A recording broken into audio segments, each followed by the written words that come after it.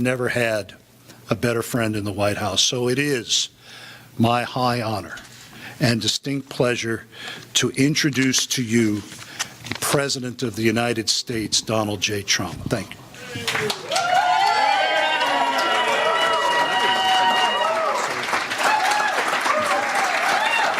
Wow. That was such a nice introduction, Mr. Secretary. Thank you. And by the way, just so you understand, he's doing a great job. Please sit down. After that introduction, I would have to say that even if he wasn't doing a great job, right?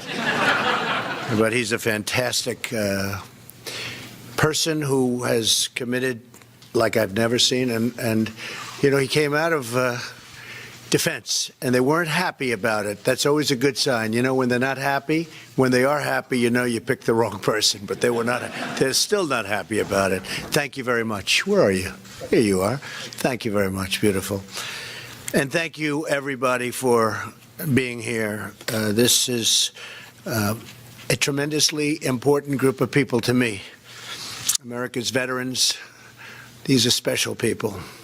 Today, I'm thrilled to welcome you all to the White House Conference on supporting veterans' military families. And we all know how important families are for us. I do want to thank, I understand with us, who's man who's really been of great help is the Utah Attorney General, Sean Reyes. Where's Sean? Hi, Sean. Thank you very much. Really good.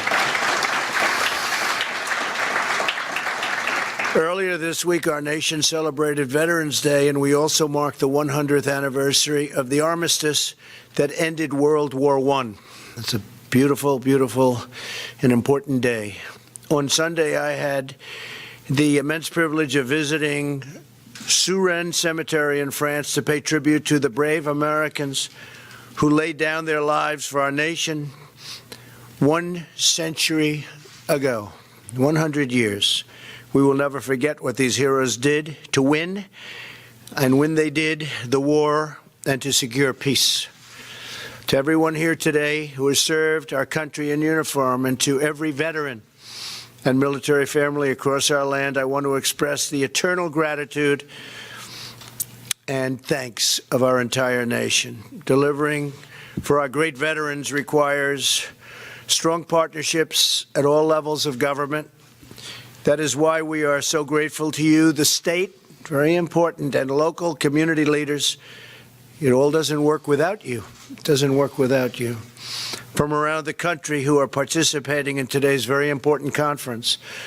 We're also glad to be joined by Secretary of Labor Alex Acosta, wherever Alex may be. Where is Alex? Hello, Alex. He's doing a great job. Thank you. Thank you very much. Who is leading up our efforts to ensure veterans and military families can find great jobs and rewarding careers. And one of the best things we have going is you have maybe the greatest economy we've had in many, many years. Thank you, Alex. Thought I saw you back there. Now you're where you belong, right next to each other, right?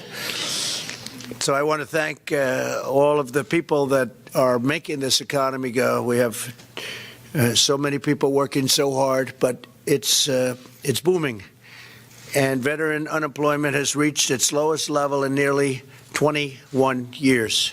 And it's going to be better. It's going to even be better.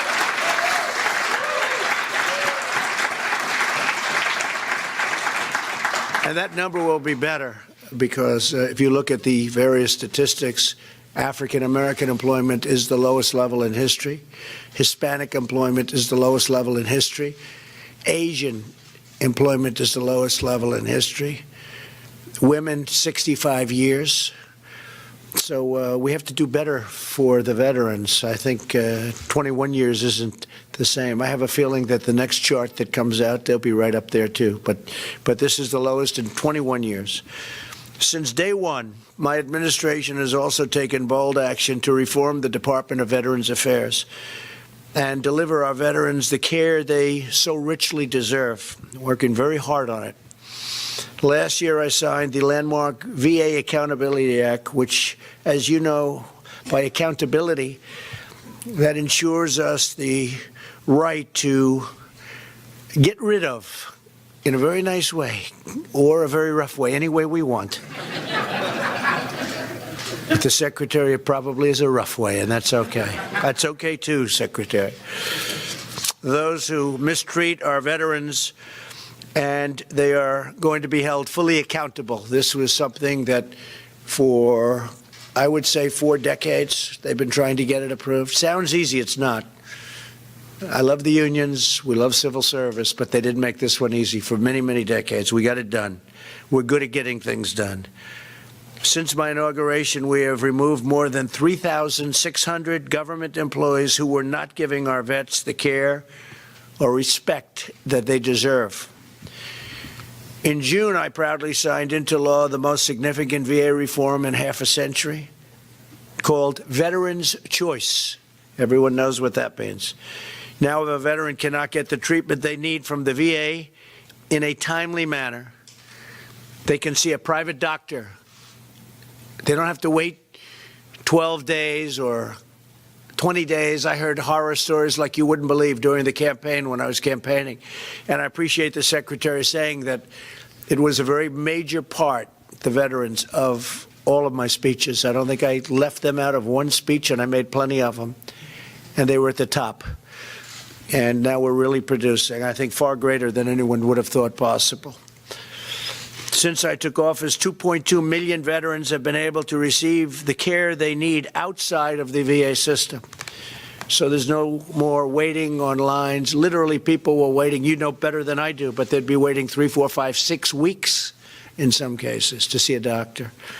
Now they go and they see a private doctor right outside, hopefully right next to their house or where they live, and we pay for it. And they're very thankful. It's been incredible. And we're actually upping that program quite a bit as time goes by. We're going to be doing certain steps that we always had planned, but we're doing it step by step. And we've had great support in Congress, I have to say that. In September, I signed into law the largest funding bill for the VA in history. We secured $8.6 billion for veterans' mental health services, $400 million for opioid abuse prevention, and $270 million for rural veterans' health initiatives. The rural veterans have had it pretty tough over the years because they're pretty far away from a lot of potentially good treatment. Working with the VA and the Department of Housing and Urban Development, we've helped nearly 54,000 veterans in need. We've helped them find permanent housing and great services last year. To improve the efficiency of the VA, I signed the Veterans Appeals Improvement and Modernization Act. Over the last 2 years, we have taken dramatic action to streamline the bureaucracy and made tremendous progress. In the last year, we processed more than 1 million total claims processed.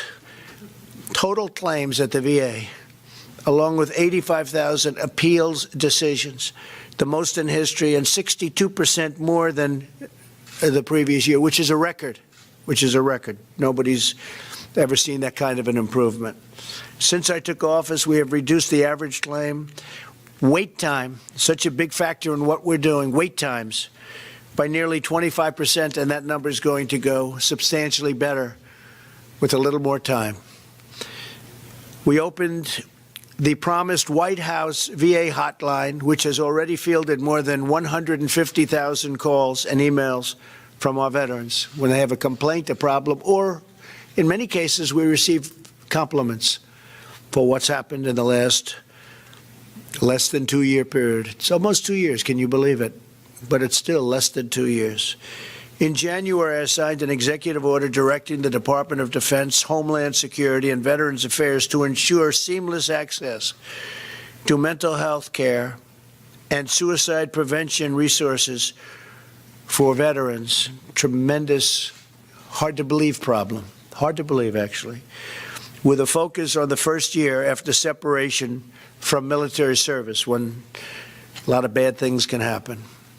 We secured $206 million for VA suicide prevention programming and every VA medical center now offers same-day emergency mental health care. But we have to do more, and we're working to do more. We will be working with every state and local leader, so many of you are here, and around the nation to improve vital mental health services for Americans' great veterans. This is a top priority for my administration, has been, as I said from the beginning, always will be.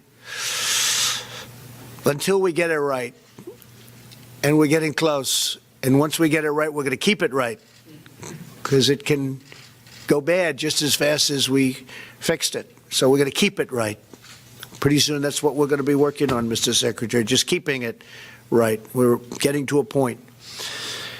Another crucial element of our veterans' agenda is improved access to education. Last year, I signed legislation to allow every veteran to use their GI Bill education benefits at any point in their lives. And earlier this year, I signed an executive order to promote military spouse hiring across the federal government. Military families are the backbone of our nation. So in addition to everything else, as you see, I did the promotion of military spouse hiring across the federal government. Fact is, I've done a lot. I could, goodbye, everybody. Goodbye, everybody. That's a lot. That is a lot. That's more than anybody's ever even thought about, and I'm proud of it. And we're not finished yet. That's why I figured I did so much I could leave now. But we're not finished. We never will be finished. To support our heroes in uniform, we have secured a record $716 billion in military funding this year. And last year, we increased it by hundreds of billions of dollars to $700 billion. America's military might is the best way to prevent war. The stronger we are, the less chance we have of having to go to war. It's now a new force, a great force. We have the finest equipment, the finest planes, the finest missiles and rockets, ships. Some are being built. Just gave out a tremendous order for brand new F-35s, fighter jets. They're stealth. You can't see them. Other than that, they're easy to beat. I said to one of the pilots, I said, how good are these? They said, well, sir, the problem is you can't see them when you fight them. I said, that sounds like it's a big advantage. They said, it's an awfully big advantage. It's incredible equipment. Everything we make the best equipment in the world. You should know that. I mean, we make equipment like nobody else even comes close. Our technology is far superior to anybody else. Our jet fighters, even our tankers, but our planes, our ships, there's nobody that makes the equipment like we make it. And the beautiful thing with when you hear $716 billion, it's all made in the USA. Every ounce of it. Right?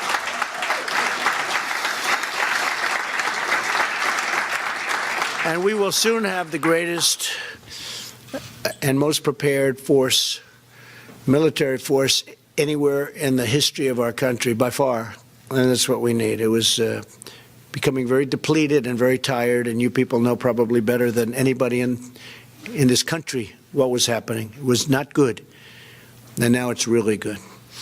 It's our sacred duty to support America's service members. Every single day they wear the uniform, and every day after, when they return home as veterans and heroes, we take care of them.